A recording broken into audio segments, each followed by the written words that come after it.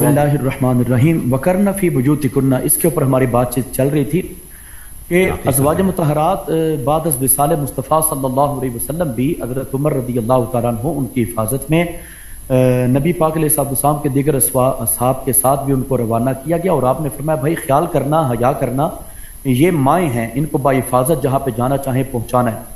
रही बात यह कि शिया हज़रात की कुतुब तफासिर के अंदर भी यह तज़किरा मौजूद है, जिस तरह तफसीर साफ़ी के अंदर भी ये जिक्र मौजूद है और तफसीर मजमुअल बयान के अंदर भी जो मौजूद है कि अगर इसका मादा इश्तिकाक लिया जाए वकारा याकिरु से, अगर इसको इस अंदाज से पढ़ा जाए तो माना यह बनेगा फमाअनाहु कुन अहला वकार व सकीना, जिस तरह आप लोग वकार वाले और सकीना वाले लोग हैं, जहां पे सकीना उतरता है, अल्लाह ताला के अनवार व तजल्लियात की बारिश होती है, उसी तरीके से आप ठहरे नहीं। एक तर्जमा यह भी किया गया, लेकिन चूंकि अहले सुन्नत और अहले तशय्युअ का की बुक्स के अंदर मुत्तफिका तौर पे यह बात बयान की गई है कि अज़वाज मुतहरात नबी पाक अलैहिस्सलाम के विसाल मुबारक के बाद घर से बाहर निकली हैं, तो उसके ऊपर अहले सुन्नत व जमात ने अदब वाला लहजा अपनाते हुए यह तज़किरा इरशाद फरमाया।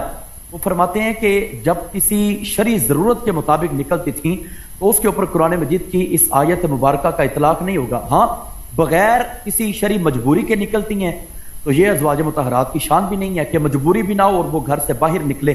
जिस तरह के जंगे जमल का जिक्र किया जाता है या इधर उधर के दूसरे वाक़यात जिनको हकीकत से हटा के तोड़ मोड़ के बयान किया जाता है, उनके हवाले से ये बात जारी होती है कि जंगे जमल में हज़रत आयशा सिद्दीक़ा पहले नियत करके नहीं निकली हैं, बल्कि आप अपने घर मुबारक से उम्रा करने के लिए गई हैं और आप मक्का के अंदर मौजूद थी। आप डायरेक्ट बसरा के अंदर नहीं गई हैं जंगे जमल करने के लिए, बल्कि आप मक्का के अंदर मौजूद हैं और मक्का से आपको मैयत लेके आगे जाना पड़ा बसरा के अंदर। तो ये एक इस्लामी अकदार के अंदर आएगा, किसी इंसान की इस्लाह करने के लिए, लोगों को लड़ाई झगड़े से बचाने के लिए, फिर इत्तेफाक से जो अल्लाह ताला की अज़ली तकदीर हो वो गालिब आ जाए तो उसको कोई रोक नहीं सकता।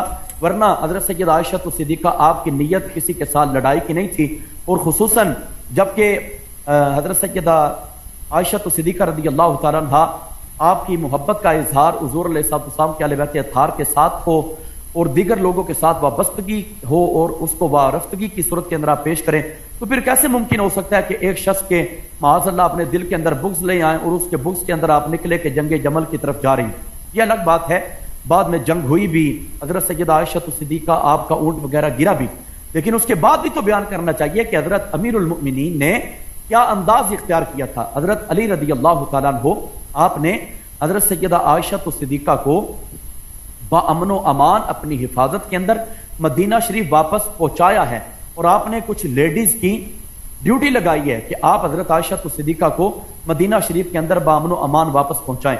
इस चीज को भी बयान करना चाहिए कि हज़रत अली रज़ियल्लाहु तआला अन्हु आप किस तरह मोहब्बत का इजहार फरमा रहे हैं। दो ग्रोहों की लड़ाई हो जाना कोई बड़ी बात नहीं है। कुरान अज़ीम बयान फरमाता है व इन ताइफतानि मिनल मुमिनीन इक़्ततलू, फरमाया अगर ईमान वालों की दो जमातें आपस में लड़ पड़े तो जो लड़ाई करते हैं फर्जी तौर पे वक्ती तौर पे लड़ जाते हैं उनको मुनाफिक नहीं कहा जा सकता या बेईमान नहीं कहा जा सकता। लड़ाई के बावजूद भी डिस्पाइट ऑफ दैट खुदा बंदे को दोस्त उनको फरमा रहे हैं कि ये ईमान वाले हैं।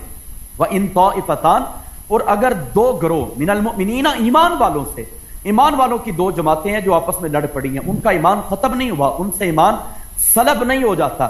इन तमाम चीजों को भी पेश नजर रखना लाजिम है। इन तमाम चीजों को पेश नजर ना रखा जाए तो फिर वही तमाम के तमाम मुशाजरात सामने पेश आएंगे जिनको लोग उछालने की कोशिश करते हैं। मुशाजरात सहाबा को उछालना अच्छा नहीं होता, हमेशा से अदब रखना वो लाजिम होता है। हज़रत जनाब सैयदा तय्यबा आयशा सिद्दीक़ा रज़ियल्लाहु तआला अन्हा आपका कितना मकाम मर्तबा है और कितनी बड़ी तहारत है, ये शिया हज़रात की तफसीर मनहजुस सादिकीन इसके सफ़ा नंबर 290 के ऊपर यह तज़किरा मौजूद है कि कितनी बड़ी तहारत कामिला खुदा बंदे कुद्दूस ने जल्ला वाला ने आपको अता फरमाई है। यह मुलाहिज़ा हो तफसीर मनहजुस सादिकीन शिया हज़रात की व ई कौल अज अबी जाफर व अबी अब्दुल्लाह सलवातुल्लाहि तआला अलैहा नीज मनकूल अस वचूं सय्यद आलम सल्लल्लाहु अलैहि वसल्लम पाक तरीन मौजूद दात अस कि नबी पाक अलैहिस्सलाम सारी मौजूदात में से पाक तरीन शख्सियत हैं। बस ازواج او نیز پاک، نبی پاک علیہ السلام کی ازواج بھی پاک ہیں، پاکیزہ اند، اور نبی پاک علیہ السلام کی ازواج پاک بھی ہیں پاکیزہ بھی ہیں، وَأَز شائبہ بدکاری منزہ و مبرہ و بنا برئین در حکم، فرمایا کہ ان کی ازواج مطہرات ہر لحاظ سے منزہ اور مبرہ ہیں، اور خدا بندے کو دوست نے ان کو اسی حکم کے اندر رکھا ہے، اور خدا تعالیٰ نے ان کی شان کے اندر یہ تذکرہ ارشاد فرمایا اولئک مبرؤون مما یقولون، فرمایا یہ تمام چیزوں سے بری ہیں، مبرہ ہیں جو باتیں منافق لوگ ان کے بارے میں بناتے ہیں۔ تو منافق ان لوگوں کے بارے میں باتیں کر رہے ہیں، منافقوں کی باتیں نہیں کر رہے، منافق ایمان والوں کی باتیں کر رہے ہیں۔ ایمان والوں کی شان کے اندر یہ آیات بینات کو اتارا گیا، اور خود حضرت امام ابو جعفر حضرت ابو عبداللہ صلوات اللہ علیہ، اللہ تعالیٰ کے ان کے اوپر سلام ہو، درود ہوں، وہ ان چیزوں کو بیان فرما رہے ہیں۔ کس قدر شان اور عظمت ہے، ان تمام چیزوں کو بھی دیکھنا ہوگا۔ مجمع البیان کا بھی یہ بیان کہ وَقَرْنَ فِي بُيُوتِكُنَّ، اگر یہ وقرہ یاکر سے لیا جائے تو اس کا معنی یہ بنے گا کن اہل وقار و سکینۃ، تم اہل وقار اور سکینہ والی ہو کے اسی طرح ٹھہری رہو۔ بسم اللہ الرحمن الرحیم۔ انہوں نے کتاب منہاج الصادقین سے آخر میں ایک روایت نقل کی ہے، تو یہ میرے بھائی شیعہ کتب حدیث واضح ہیں، وہ عربی زبان میں فارسی زبان میں نہیں ہے۔ وہ کسی کتاب کا نام لے لو نا، ایک متروک فارسی زبان کی کتاب سے تم ایک چیز نقل کرتے ہو، مصادر سے نقل کرو، جیسے میں مصادر سے آپ کے کتاب پیش کرتا ہوں، تصحیح پیش کرتا ہوں۔ آپ نے جو نقل کیا امام جعفر صادق علیہ السلام سے جو حدیث نقل پیش کی، وہ کسی مصدر سے نقل کرو، فارسی میں اس کو نہ پڑھو، عربی زبان میں پڑھو وہ کون سی حدیث ہے، تاکہ ہم اس کا جواب دیں۔ ایسی کوئی حدیث ہماری کتابوں میں نہیں ہے، اگر ہوتا تو آپ ہماری کتابوں سے پیش کرتے، کیونکہ آپ نے تلاش کی، آپ کو کچھ نہیں ملا۔ اچھا، انہوں نے کہا میرے عزیزو وقرن فی بیوتکن، کہ نبی صلی اللہ علیہ وآلہ وسلم ان کو حج پہ لے گئے تھے، ٹھیک ہے نا، اور پھر بعد میں عمر صاحب نے بھی ان کو حج پہ لے کے گیا تھا۔ اچھا، یہ بھول جاتے ہیں کہ بھائی نبی صلی اللہ علیہ وسلم جب ان کو حج پہ لے گئے تھے تو فرمایا تھا کہ یہ حج اس کے بعد آپ لوگ گھر سے نہیں نکل سکتے، یہ بھی بتایا تھا نا، یہ بھی بتاؤ نا لوگوں کو۔ یہ کتاب ہے صحیح ہے سنن ابن داؤد، صحیح ہے حدیث صحیح ہے، میں صحیح سنن سے نقل کرتا ہوں تاکہ مجھے دوبارہ تصحیح نہ کرنے پڑے۔ سمعت رسول اللہ، ابو واقد ابن ابی واقد لیسی کہتا ہے کہ میں نے رسول اللہ صلی اللہ علیہ وسلم سے سنا یقول لازواجی فی حجۃ الوداع، کہ اپنے ازواج سے حجۃ الوداع میں فرماتے تھے ہادی ثم ظہور الحصر، حدیث بھی صحیح ہے کہ یہ تمہارا حج ہے، اس کے بعد چٹائی سے آپ چٹائی کو گھر میں جو چٹائی ہے اس کو ترک نہیں کر سکتے، آپ اس حج گھر سے نہیں نکل سکتے، ٹھیک ہے نا۔ اور آپ نے الحمدللہ عمر کے لیے بھی بہت بڑا، آپ نے رسول اللہ صلی اللہ علیہ وسلم کی مخالفت ثابت کر دی کہ اس نے بھی مخالفت کی۔ جب رسول صلی اللہ علیہ وسلم نے حکم دیا کہ اس حج کے بعد کوئی زوجہ ان کا گھر سے نہیں نکل سکتی، تو عمر نے کبھی مخالفت الحمدللہ آپ نے خود اقرار کیا۔ یہ کتاب فتح الباری بشرح صحیح البخاری، یہاں پر صفحہ نمبر 74 میں بھلے نبی صلی اللہ علیہ وآلہ وسلم یہی حدیث کہ داؤد اور احمد نے روایت کیا کہ نبی صلی اللہ علیہ وسلم نے حجۃ الوداع سے میں اپنے عورتوں سے کہا ہادی ثم ظہور الحصر و اسناد الحدیث صحیح، یہ حدیث بھی صحیح، ٹھیک ہے نا۔ حافظ ابن حجر نے بھی یہ جلد نمبر 4 میں اس کی تصحیح کر دی۔ یہ سنن ابی داؤد اردو زبان میں ترجمے کے ساتھ، چلیں بھائی اپنا ترجمہ دیکھ لو یہاں پر کہ نبی صلی اللہ علیہ وسلم نے حجۃ الوداع میں اپنے ازواج مطہرات سے فرمایا کہ اس حج کے بعد گھروں میں رک کر بیٹھنا ہے، حج کے بعد اس حج کے بعد گھروں میں رک کر بیٹھنا ہے بھائی، ٹھیک ہے نا۔ ہائے ہائے ہائے، تو عمر نے بھی مخالفت کیا ہے، عائشہ نے بھی مخالفت کی ہے، اور میں ابھی آپ کو بتاؤں گا عائشہ کا مزید اقرار۔ ایک تو میں نے آپ کی اپنی کتاب سے دکھا دی نا، آپ نے کہا کہ عائشہ نے توبہ کیا، کہاں پہ توبہ کیا بھائی؟ توبہ دکھاؤ۔ آپ کہہ رہے ہیں وہ اللہ کے خوف سے اس نے ڈر کے توبہ کیا، وہ توبہ کی حدیث میں نے تو نہیں پڑھا، توبہ کی حدیث میں نے تو یہ دکھا دیا کہ عائشہ وہ کون سی روایت کون سی تھی کہ اس نے اقرار کیا تھا بھائی، میں نے جو پڑھی تھی، آپ نے اس کو جھوٹ میں اس کو کہہ دیا کہ عائشہ نے توبہ کیا بھائی۔ میں نے جو روایت پڑھی تھی وہ یہ تھی کہ عمار بن یاسر نے اس سے پوچھا تھا نا، عمار بن یاسر والی روایت کہ اللہ نے جو آپ سے عہد لیا تھا کہ گھر سے نہیں نکلنا، یہ کتنا دور ہے اس اللہ کی، کتنی شدید مخالفت ہے اس اللہ کے عہد کی۔ عائشہ نے کہا آپ صحیح کہہ رہے ہیں، صحیح کہہ رہے ہیں، عمار سے کہا تھا یہ توبہ ہے، یہ توبہ ہے کہ آپ نے کہا یہ تو توبہ ہے جی، وہ تو بہت اللہ کے خوف سے اس نے توبہ کیا، یہ توبہ اور پھر اس نے جو کہا میرے 10 بیٹے ہوتے کاش میں جنگ میں نہ نکلتی، یہ توبہ کے الفاظ دکھاؤ نا، توبہ کا صیغہ بھی ہوتا ہے۔ یہ کتاب المصنف الاحادیث والآثار ہے، ملاحظہ کریں اس میں عائشہ کی حدیث ہے قالت لما حضرتها الوفاة، جب عائشہ کی وفات کا وقت آیا، قال ادفنونی مع ازواج النبی صلی اللہ علیہ وسلم، مجھے نبی صلی اللہ علیہ وسلم کے ساتھ دفن نہ کرو، میں شرمندہ ہوں، مجھے ازواج کے ساتھ دفن کرو، کیوں؟ فإنی كنت احدثت بعده حدثا، کیونکہ میں نے ان کے ساتھ دین میں بدعت داخل کیا، ان کے بعد احدثت حدثا، میرے حرکات ہیں، میں نے دین میں بدعت داخل کیا، اس کے اپنے الفاظ ہیں۔ پھر وہ اچھا، اور حافظ ذہبی سیر اعلام النبلاء میں کہتے ہیں عائشہ کا مقصد یہی جنگ جمل ہے، جنگ جمل میں اس کا عقیدہ یہی ہے کہ اس نے کہا میں نبی صلی اللہ علیہ وسلم کے ساتھ دفن نہیں ہو سکتی۔ اچھا، پھر اس کا یہ کلمہ وددت انی کنت غصنا رطبا ولم اسر مسیر هذا، کہتا کاش میں وہ بھائی زوجہ نبی ہے، ٹھیک ہے نا، وہ تو بڑی شرافت ہے، کھجور کی شاخ کی کیا شرافت ہے، کاش کہتی ہے کاش میں کھجور کا درخت ہوتا، یعنی میں مٹی ہوتی، کچھ بھی نہیں ہوتا، اور میں جمل کے لیے نہ نکلتی، ٹھیک ہے نا۔ اچھا، توبہ شوبہ کچھ بھی نہیں ہے، ایسے ہی کہہ رہے ہیں کہ توبہ کیا اس نے۔ اچھا، صحیح حدیث میں ہے، میں نے دکھا دیا آپ کی کتاب سے، سنن ابی داؤد سے، کہ رسول صلی اللہ علیہ وسلم نے فرمایا کہ گھر سے نہیں نکلنا اس کے بعد، ترجمہ بھی دکھا دیا آپ کو۔ اب دیکھو، ابھی ابو واقد الیسی کی حدیث دکھا دی، اب ابو ہریرہ کی حدیث ہے، یہ مسند ہے، احمد بن حنبل ہے، جلد نمبر 9 ہے، شیخ احمد الزین کی تحقیق ہے، ابو ہریرہ کی حدیث ہے، رسول اللہ صلی اللہ علیہ وسلم نے جب حج کیا اپنی بیویوں سے اس نے کہا انما ہی هذه الحجہ ثم الزمن ثم الزمن حصور العصر، بلی ثم الزمنا، آپ نے ملزم ہونا ہے، چپک کر رہنا، کس سے؟ چٹائی سے، یہ حج آپ نے کیا، اس کے بعد چٹائی سے آپ نے چپک کر رہنا، یہ چٹائی سے چپک کر رہنا ہے کہ وہ جمل کے نکل گئی ہے، جب رسول صلی اللہ علیہ وسلم نے منع کیا کہ اس کے بعد کہیں نہیں جا سکتی ہے۔ سند کیسا کہتا ہے، معاف کیجیے گا، سند اس کا کیسا کہتا ہے، سند صحیح ہے، سند بھی صحیح ہے، وَلُزُومُهُنَّ الْحَاصِرُ كِنَايَةٌ عَنِ الْبَيْتِ وَقَدْ صَحَّهُمَا الْحَيْثَمِي نے بھی کہا صحیح حدیث صحیح ہے، اور یہ کہ گھر چٹائی سے چپک کر رہنا، یعنی گھر سے باہر نہیں نکل سکتے اس کے بعد۔ اچھا، یہ اس کا ترجمہ دیکھیں، مسند احمد ابن حنبل، مترجم مولوی ظفر اقبال، چاپ مکتبہ رحمانیہ، صفحہ نمبر 674۔ ہاں، جمل میں کس کے جنگ کے لیے نکلی ہے؟ اس کے ذات کے لیے کہ جس کے متعلق رسول اللہ صلی اللہ علیہ وسلم نے فرمایا علی کا نفسی، جو بالکل ہو بہو رسول تھے، ہو بہو انت منی بمنزلت ہارون من موسیٰ، قرآن نے فرمایا وانفسنا وانفسکم۔ سبحان، یہ کیسے مسلمانی ہے بھائی، ہمیں تو سمجھ نہیں آ رہی ہے۔ وانا حرب لمن حاربکم، اس کے لیے ابو ہریرہ نے کہا کہ نبی صلی اللہ علیہ وسلم جب اپنے ازواج کے ساتھ حج کیا تو فرمایا یہ حج تو ہو گیا، اس کے بعد تمہیں گھروں میں بیٹھنا ہوگا۔ ہائے ہائے ہائے، الحمدللہ اس شخص نے یہ بھی ثابت کر دیا کہ عمر بھی رسول صلی اللہ علیہ وسلم بلکہ قرآن کے مخالف تھے، جو اللہ نے فرمایا وقرن فی بیوتکن، عمر نے بھی مخالفت کی ہے اور عائشہ نے تو مخالفت ثابت کی ہے، ٹھیک ہے نا۔ اچھا، یہ کتاب ہے مسند ابی یعلی الموصلی، جزء 3، یہاں پر اس نے بھی روایت کیا بھلے کہ ہادی ثم ظہور الحصور اسناد صحیح۔ چلیں، یہ اس کی تو بہت سارے۔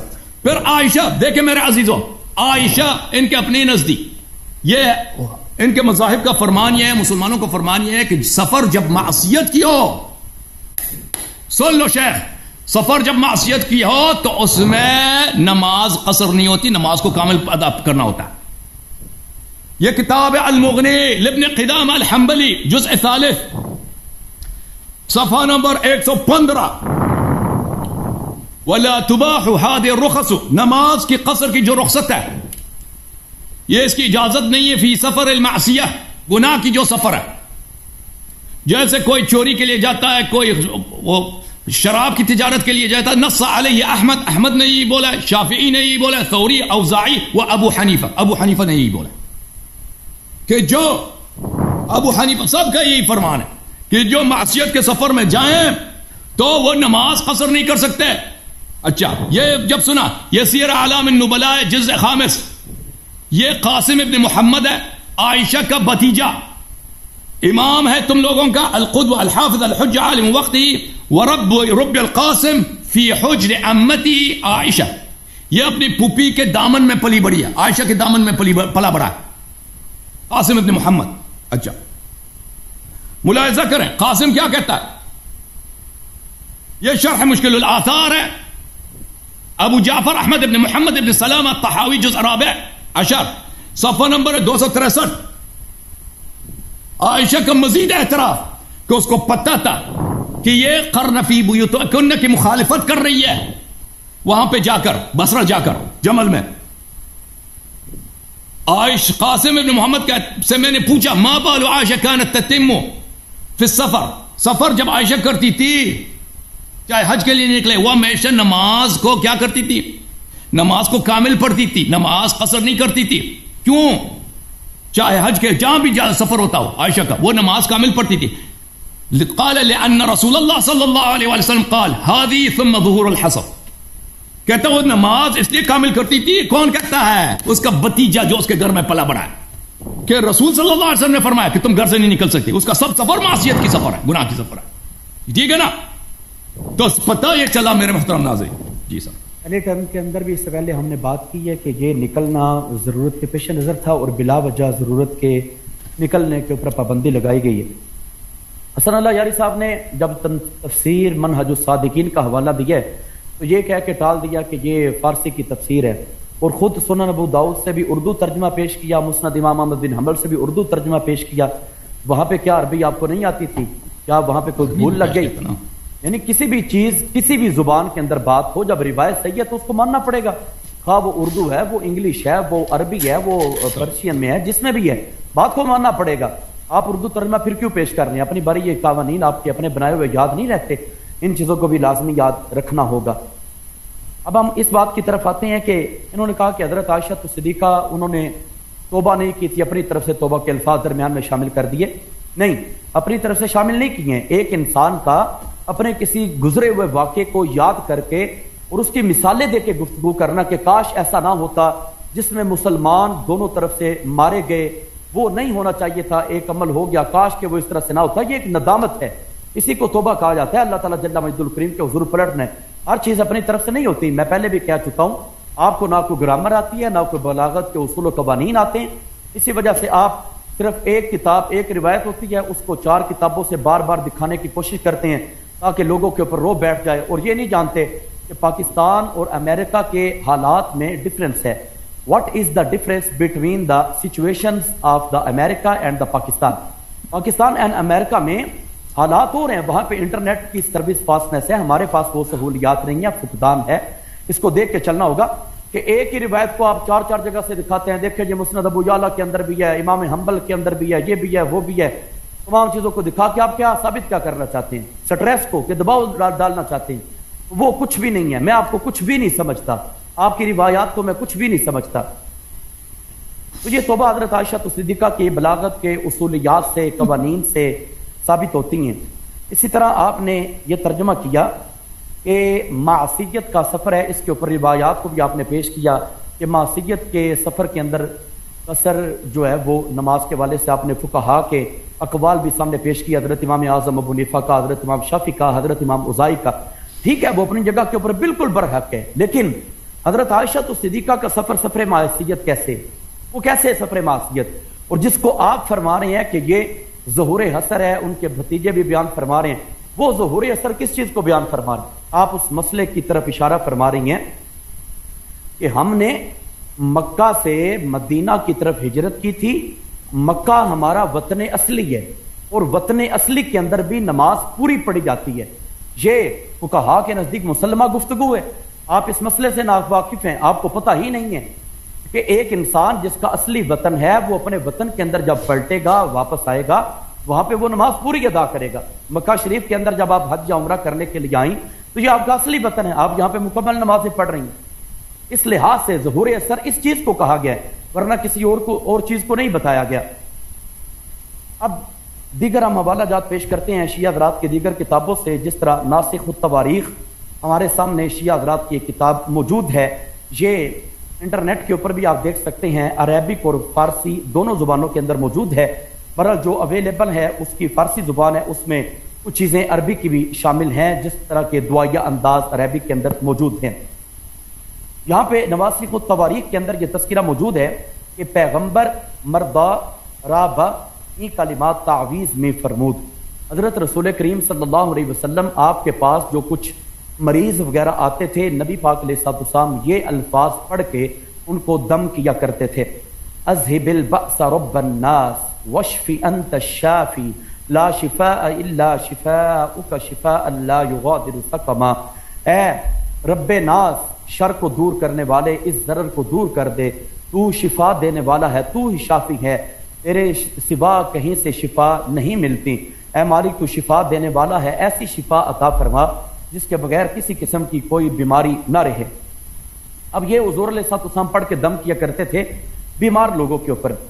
اب آگے چل کے کہتے ہیں وبا روایت چوں مریض شدی ہم نفس خود را بدی کلمات تعویذ بستی، نبی کریم علیہ السلام جس وقت خود آپ بیمار ہوتے تو آپ اپنے آپ کو بھی انہی الفاظ کے ساتھ دم کیا کرتے، وہ دست مبارک بر بدن خود بمالیدی، اور دم کر کے اپنا ہاتھ مبارک اپنے جسم مبارک کے اوپر ملا کرتے۔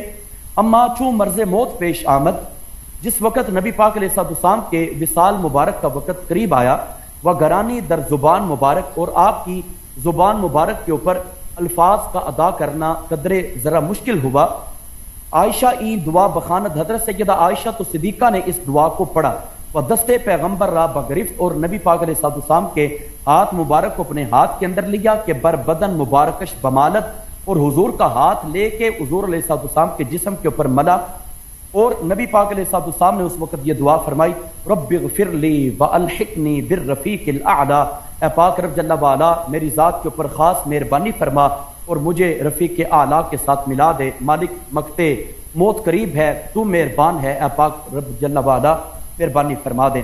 اور بابا روایت فرمود، ایک روایت کے اندر یہ الفاظ آتے ہیں اللہم باعلی جنت الخلد، یا اللہ جنت خلد میں سب سے اعلیٰ ترین جنت عطا فرما۔ یہ حضرت رسول کریم صلی اللہ علیہ وسلم کی دعائیں جو پیش کی گئیں۔ آگے یہ روایت بیان کر کے ناسخ التواریخ والے کہتے ہیں این تعویز از این پیش از بہر من سود داشت، کہ جس انسان کو جو بھی مشکل پیش آئے، جو بھی بیماری لگ جائے، اس میں یہ فائدہ مند ہے، وہ امروز ہیچ سود نمی دہد، لیکن نبی پاک علیہ السلام کو اس دن اس دعا نے فائدہ نہیں دیا، کیونکہ موت کے سوا ہر بیماری کے لیے یہ دعا مانگی جا سکتی ہے، تو موت کا علاج اس کے اندر نہیں تھا، اس لیے نبی پاک علیہ السلام کی روح مبارک کو اللہ تعالیٰ کے حکم سے قبض کر لیا گیا۔ اس چیز کو ناسخ التواریخ کے اندر بیان کیا گیا ہے۔ اسی طرح دوسری روایت جو نواسخ التواریخ کے حوالے سے بیان کی گئی ہے، اس میں قرآن مجید کی آیت طیبہ مبارکہ کو بھی پیش نظر رکھا گیا ہے کہ حضرت جناب سیدہ عائشہ صدیقہ وہ ہیں جن کی وجہ سے اور جن کے دم قدم کی برکت سے اللہ سبحانہ و قدوس جل وعلا نے آیت تیمم کو نازل کیا ہے، جن کی وجہ سے قرآن نازل ہو رہا ہے، اور جن کی وجہ سے جن کے قدموں کی خیرات سے پاک رب جل وعلا نے ساری امت کو قیامت تک کے لیے تیمم بطور تحفہ عطا فرمایا۔ یہاں پہ تذکرہ موجود ہے، چیپٹر دیکھ لیں، مفقود شدن گردن بند عائشہ در منزل سلسل، ایک مقام ہے جس کا نام ہے سلسل، وہاں پہ حضرت عائشہ تو صدیقہ کا ہار گم ہو جاتا ہے۔ اب کیا ہوا؟ شکایت عائشہ، حضرت عائشہ تو صدیقہ رضی اللہ تعالیٰ عنہ، اس نے حضور کی بارگاہ میں عرض کیا یا رسول اللہ صلی اللہ علیہ وسلم میرا ہار گم ہو چکا ہے۔ اب وہ مقام ایسا تھا در این منزل آب نخواہیم، وہاں پہ ہمیں پانی نہیں ملتا تھا، وہ نماز ما فوت خواہد شد، نبی کریم علیہ السلام اور اصحاب رسول کی نماز جانے کا وقت ہو رہا تھا۔ ابو بکر بنزدیک عائشہ شد، حضرت ابو بکر صدیق حضرت عائشہ تو صدیقہ کے قریب آئے، وقت پرسید کہ عائشہ سر مبارک پیغمبر را در کنارے خیش داس، نبی پاک علیہ السلام نے حضرت عائشہ تو صدیقہ ان کی گود کے اندر اپنے سر مبارک کو رکھا ہوا ہے، وہاں حضرت در خواب بود اور نبی کریم علیہ السلام آرام فرما رہے ہیں۔ عجب بات ہے کہ آپ کی زوجہ مطہرہ ان کا ہار گم ہوا ہے اور نبی کریم علیہ السلام آپ جناب آرام فرما رہے ہیں، حضور علیہ السلام آرام کر رہے ہیں، زوجہ مطہرہ کا ہار گم ہے۔ بھلا ایک انسان کی قیمتی چیز گم ہو جائے تو وہاں پہ نیند آ سکتی ہے؟ اس کا مطلب ہے حضرت رسول کریم صلی اللہ علیہ وسلم آپ مطمئن ہیں، اور ہر حوالے سے حضرت رسالت مآب نبی سرور سید کونین صلی اللہ علیہ وسلم آپ آرام کر رہے ہیں کہ اب امت کو بتانا ہے کہ حضرت عائشہ صدیقہ رضی اللہ تعالیٰ عنہ ان کا مقام و مرتبہ کیا ہے۔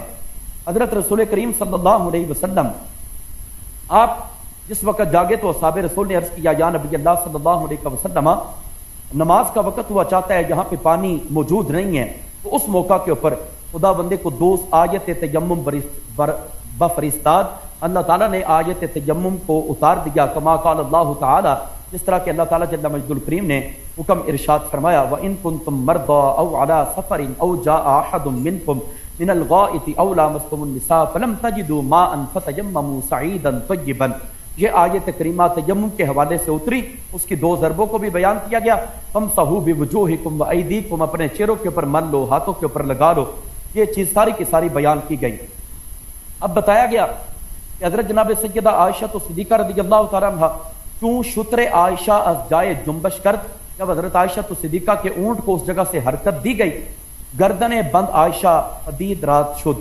حضرت عائشہ تو صدیقہ ان کا ہار جو ہے وہاں سے ظاہر ہوا. تو اس روایت کو حضرت عائشہ تو صدیقہ ان کے ہار گم ہونے کی صورت کے اندر دیر ہوئی، پانی کا انتظام ظاہری طور پہ نہیں تھا، وقت نماز کا جار ہے. نبی پاک علیہ الصلوۃ والسلام نے مسئلہ ارشاد فرمایا نماز کا وقت جاتا ہو، پانی موجود نہ ہو تو تیمم کر لینا. یہ شان حضرت عائشہ تو صدیقہ کے اندر ناسخ و تبریک کے حوالے سے آیت کریمہ کو بیان کیا گیا. اور یہاں پہ بڑے جلیل القدر صحابی ہیں حضرت اسید ابن حدیر، وہ یہ بیان فرماتے ہیں ما ہی بأول برکاتکم یا آل ابی بکر، آل ابو بکر یہ تمہاری کو پہلی برکت تو نہیں ہے. بسم اللہ الرحمن الرحیم. محترم ناظرین، ان حضرت نے پھر ایک فارسی کی کتاب سے جو ہمارے نزدیک حجت نہیں ہے اس سے پھر اس نے روایت پڑھنا شروع کر دیا، ٹھیک ہے نا. اور یہ ناسخ التواریخ یہ بہت متاخر کتاب ہے، یعنی 100-200 سال پہلے لکھی گئی ہے، اور اس میں مخالفین کی روایت کثرت کے ساتھ ہے. اور ان کو اتنا پتہ نہیں چلا، کہتا ہے آپ نے بھی تو مسند احمد کا ترجمہ دکھایا ہے، وہ ابو سنن ابی داؤد کا ترجمہ دکھایا. اور بھائی پہلے میں نے عربی دکھا دی، تصحیح بھی دکھا دی. اس کے بعد عوام کو عربی نہیں آتی، ان کے لیے میں نے کہا کہ بھائی ان کی تسلی کے لیے کہ ترجمہ میرا غلط نہیں ہے، آپ کے علماء نے بھی ترجمہ کیا ہے، میں نے وہ دکھایا نا. اگر آپ یہی اسلوب بنانا چاہتے ہیں تو بسم اللہ، پہلے شیعہ حدیث کو ہمارے مصادر سے نقل کریں، پھر اس کا اردو ترجمہ یا فارسی ترجمہ جو بھی دکھانا چاہتے ہیں وہ کوئی بات نہیں. اس کو اتنا پتہ نہیں چلا. انہوں نے اپنے پرانے ٹرم میں ایک حدیث نقل کیا تھا مقاتل ابن حیان سے، ٹھیک ہے نا. اس نے کتاب مجمع البیان سے کبھی جواب نہیں دیا اس نے کہ بھئی آپ کیوں خیانت کرتے ہیں، جھوٹ بولتے ہیں، چھپاتے ہیں. یہ آپ لوگوں کی اپنی روایت ہے، اس کو ہماری روایت کے طور پہ ظاہر کرتے ہیں، ٹھیک ہے نا. اور یہاں پہ میں ایک ندا دینا چاہتا ہوں، آواز دینا چاہتا ہوں اپنے علامہ عرفان مشری صاحب کو کہ عرفان مشری صاحب مجھے پتہ ہے کہ آپ کیوں نہیں آ رہے نا. کبھی جو حالت ہوئی ہے قیصر صاحب کے ساتھ، اس سے بدتر حالت آپ کے ساتھ ہوگی، ٹھیک ہے نا. کیونکہ آپ بالکل قیصر صاحب سے بہتر دفاع نہیں کر سکیں گے عائشہ کا. یہ بیچارے اپنے پورے زور لگا رہے ہیں، یہاں ان کا سب سے بڑا علامہ بھی ہو ان کی یہی حالت ہو، ٹھیک ہے نا. تو آپ کے علماء اس لیے چپ رہے ہیں، اس لیے وہ عرفان مشری صاحب آگے نہیں آ رہے کیونکہ ان کو بخوبی پتہ ہے کہ جو باتیں میں کہتا ہوں ان کا کوئی رد نہیں ہے ان لوگوں کے پاس. اچھا بھائی، انہوں نے پھر کس اور جھوٹ کا سہارا لیا اور ایک منٹ بھائی میں اس کو ہمارے اور انہوں نے کیا کیا، یہ کہتے ہیں کہ بھائی جی دیکھیں وہ عائشہ نے سفر میں اس لیے کہ وہ مکے میں وہ ان کا گھر تھا، وہ اصل میں مکی ہے، اس لیے انہوں نے نماز کامل پڑھا ہے. میرے بھائی آپ کیوں بات کو نہیں سمجھتے؟ حدیث میں یہ باتیں نہیں، آپ اپنے حصے ملاتے ہیں اور آپ کو جھوٹ بولنے سے آپ کو بالکل جہاں بھی آپ مرضی ہوتی ہے آپ وہاں پہ جھوٹ اپنے سے ملا لیتے ہیں. یہ کتاب شرح مشکل الآثار ہے، جلد نمبر ہے 14 اور یہ ہے صفحہ نمبر 263. قاسم ابن محمد سے ہم نے پوچھا کہ ما بال عائشہ کانت تتم فی السفر، عائشہ کس وجہ سے سفر میں، نہیں بولا کہ وہ مکے میں یا بصرے کی سفر، مطلق سفر میں وہ نماز کامل پڑھتی تھی. اس نے کہا کہ لأن رسول اللہ صلی اللہ علیہ وسلم قال، اس لیے وہ نماز کامل پڑھتی تھی کیونکہ رسول صلی اللہ علیہ وآلہ وسلم نے فرمایا ہے کہ ہادی ثم ظہور العصر، یہ تم نے حج کے بعد گھر سے نہیں نکل سکتی. میں نے حدیث دکھا دی نا مختلف طرق سے صحیح حدیث کہ رسول اللہ صلی اللہ علیہ وآلہ وسلم نے ازواج پر حج کے بعد گھر سے نکلنا حرام کیا تھا. تو عائشہ کو پتا تھا کہ اس کا جو بھی سفر ہے، چاہے حج پہ جائے کہاں جائے، وہ معصیت کی سفر ہے، اس کو بخوبی پتا تھا. اور پھر میں نے آپ کی خدمت میں ابن قدامہ کی جو مغنی ہے اس سے میں نے آپ کو یہ الفاظ دکھا دی، ملاحظہ کریں عزیزو. ابن قدامہ کی ہے جزء ثالث، یہاں پر صفحہ نمبر 115 میں وَلَا تُبَاهُ هَذِهِ الرُّخَص، نماز قصر کرنے کی جو رخصت جو اجازت ہے سفر معصیت میں، گناہ والی سفر میں اس کی اجازت نہیں. کل اباق، ایک شخص اپنے مولا سے بھاگ جائے، قطع الطریق، چور جو سفر کرتا ہے، تجارہ فی الخمر والمحرمات، جو شراب یا مثلا کسی ایسی حرام چیز کی تجارت کے لیے، مثلا وہاں سے چکلے کے لیے زنانیوں کو لانے کے لیے وہ سفر کرتا ہے، ایسے سفروں میں اجازت نہیں ہے جو معصیت کی سفر. تو عائشہ کے ہر سفر میں وہ نماز کامل پڑھتی تھی کیونکہ اس کو پتہ تھا کہ اس کی سفر معصیت کی سفر ہے. ٹھیک ہے نا، یہ ہم نے ثابت کیا. آپ نے جو اپنے جیب سے جو صفائی ملا دیا اس کو کوئی نہیں جانتا. اور جو آپ نے کتاب ناسخ التواریخ سے پڑھی ہے، تو میں آپ کی خدمت میں عرض کرتا ہوں کہ شیخ صاحب اللہ کا خوف کرو، کیوں سب کا ٹائم ضائع کرتے ہو؟ کوئی شیعہ حدیث بیان کرو جو ہم اب ہمارے مصادر میں. پھر اس نے کہا کہ امیر المؤمنین علیہ السلام نے بہت اچھا برتاؤ کیا عائشہ کے ساتھ جنگ کے بعد. یہ اب برتاؤ یہ ہے. کتاب المصنف الاحادیث والآثار جلد نمبر 7 ابن ابی شیبہ جو بخاری اور مسلم کا شیخ اور استاد ہے، ٹھیک ہے نا، اس کا یہ کتاب صفحہ نمبر ہے میرے عزیزوں، صفحہ نمبر 545. جب امیر المؤمنین علیہ السلام نے عائشہ کو شکست دی تھی، فابت، اس سے فرمائے ارجع الی المدینہ و الی بیتک، واپس چلی جاؤ عائشہ، واپس چلی جاؤ مدینہ اور اپنے گھر میں چلی جائے. عائشہ نے انکار کیا، میں نہیں جاتی. فعاد الیہ الرسول، امیر المؤمنین علیہ السلام نے پھر اپنے میسنجر کو بھیجا کہ عائشہ سے کہہ دو چلے جاؤ. واللہ لترجعن او لابعثن الیک نسوة من بکر بن وائل معهن شفار حداد یاخذنک بها. فلما رأت ذلك خرجت. تو امیر المؤمنین علیہ السلام نے کہا کہ تم چاہو گی مدینہ شرافت سے، یا میں قبیلے بکر بن وائل کے عورتوں کو بھیج دوں گا کہ ان عورتوں کے ساتھ لوہار کا جو چمٹا ہوتا ہے نا، لوہار کا چمٹا وہ ہوگا، وہ اور آپ کو مار کے اونٹنی پہ سوار کر کے آپ کو بھیج دیں گے وہ. تو جب یہ سنا عائشہ ڈر کے ماری چلی گئی کہ مجھے میری پٹائی ہوگی. یہ کہتے ہیں یہ بہت عزت دیجیے، عزت یہ ہے، یہ آپ کی کتاب ہے، ہماری کتاب نہیں ہے، یہ بخاری کے استاد کی کتاب. ٹھیک ہے نا بھائی. اچھا، تو میرے محترم ناظرین، اللہ تعالیٰ نے کیا فرمایا؟ وَقَرْنَ فِي بُيُوتِكُنَّ، قَرْنَ فِي بُيُوتِكُنَّ وَلَا تَبَرَّجْنَ تَبَرُّجَ الْجَاهِلِيَّةِ الْأُولَى. اور عائشہ نے اللہ کے حکم کی مخالفت کی ہے، بار بار مخالفت. عمر نے بھی، اس نے خود کہا کہ عمر نے بھی مخالفت کی. ماشاءاللہ. جو آیا میں قرن فی بیوتکن کے بعد یہ فقرے ہیں، یہ فقرے ولا تبرجن تبرج الجاہلیت الاولى. اس فقرے کا مطلب کیا ہے میرے محترم ناظرین؟ قتادہ سے پوچھتے ہیں. قتادہ، معاف کیجیے، مجاہد سے. مجاہد ابن جبر المکی عبداللہ ابن عباس کا شاگرد ہے. اس نے 30 دفعہ قرآن سیکھا ہے عبداللہ ابن عباس سے. یہ کتاب تفسیر والمفسرون ہے، محمد حسین ذہبی کی جلد نمبر 1، یہاں پہ صفحہ نمبر 79 میں، بلکہ 89 میں مجاہد ابن جبر کا ہے. مجاہد ابن جبر سنہ 21 میں اس کی ولادت ہے. عمر بن الخطاب کی خلافت میں اس کی ولادت ہے. سنہ 104 میں اس کی وفات ہے. اور عبداللہ ابن عباس کی وفات ہے سنہ 65 کے بعد، سنہ 67 68 اس طرح وفات. بلے وَكَانَ أَوْثَقَهُمْ، یہ ابن عباس کا شاگرد ہے، اور ابن عباس کے ساتھ سب سے ثقہ مورد اعتماد شاگرد یہی ہے.